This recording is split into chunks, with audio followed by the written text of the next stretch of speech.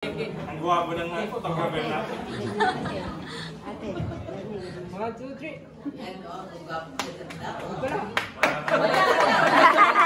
Wala na.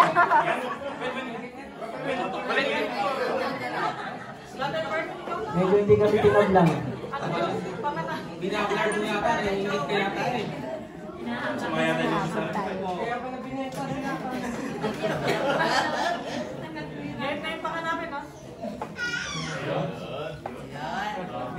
Pinapahiya ako nito ah. Hindi, training yan. 1, 2, 3. So, nalambit po kami since ito na rin po yung ng DICM Young United Anniversary. Since sabi nga po ni Bishop, kung tayo magparami ng member, kundi magparami po tayo ng leader. Okay? So this time po, I want to acknowledge po ang ating kapatid na hindi na po siya tatawaging brother. Kung ano po yung pagrespeto niyo po sa akin, ganoon din po nawa yung pagrespeto niyo rin po sa kanya. So, yun po si Pastor Aris.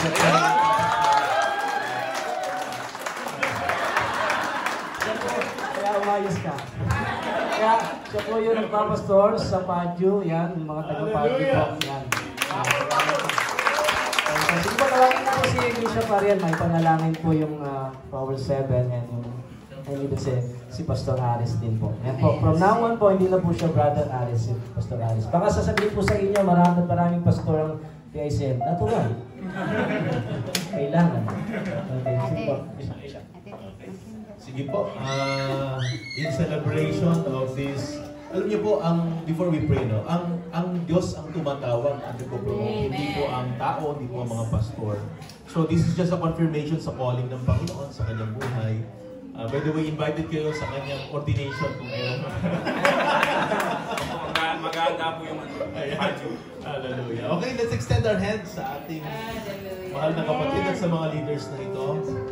Heavenly Father, we thank you so much, O God, sa iyong kabutihan. Salamat po sa iyong pagtawag, O God. Ikaw ang tumawag, Panginoon, and you're just using us, O God, to confirm, Lord, your calling. Salamat po sa buhay ni Pastor Aris. Yes. Lord, we do believe, O God, for those greater things, Panginoon, na iyong pong gagawin sa kanyang buhay habang ginagamit, Panginoon, sa pagministeryo, Panginoon, sa bansang Banyagan. Lord, salamat, Lord, sa karunungan at kaalaman. Salamat po, Panginoon, sa kababaang loob, O God. Salamat po, Panginoon, for signs and wonders, Lord. At habang siya po'y nangangaral ng iyong mabuting balita ng kaligtasan, marami po, Panginoon, ang magkaroon ng kalayaan. Marami po, Panginoon, ang magkaroon ng buhay na walang hanggan.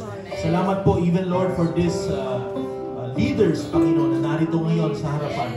Salamat aming Diyos sa kanilang buhay. Salamat sa pribilehiyo na iyong pinagkaloob, Panginoon. Lord, we pray, Lord, and we declare, O God, for wisdom and knowledge to be upon them.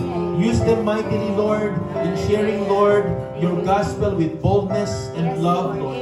Salamat ng marami, O God, sa iyong nag-uumabong na grasya at biyaya sa buhay ng bawat isa. Father God, we are all excited, Panginoon, sa marami pa po mga kaluluwa na dadalhin, Panginoon, pabalik sa iyong paanan habang ginagamit mo ang kanilang buhay. Thank you so much, Father, declaring blessings, favors, O God, from your throne to be upon them. Salamat ng marami, Ama, sa libo ang pagsamba, pagluwalhati at pagdakila sa ngalan ng aming Panginoong Jesus. And everybody shout, Amen!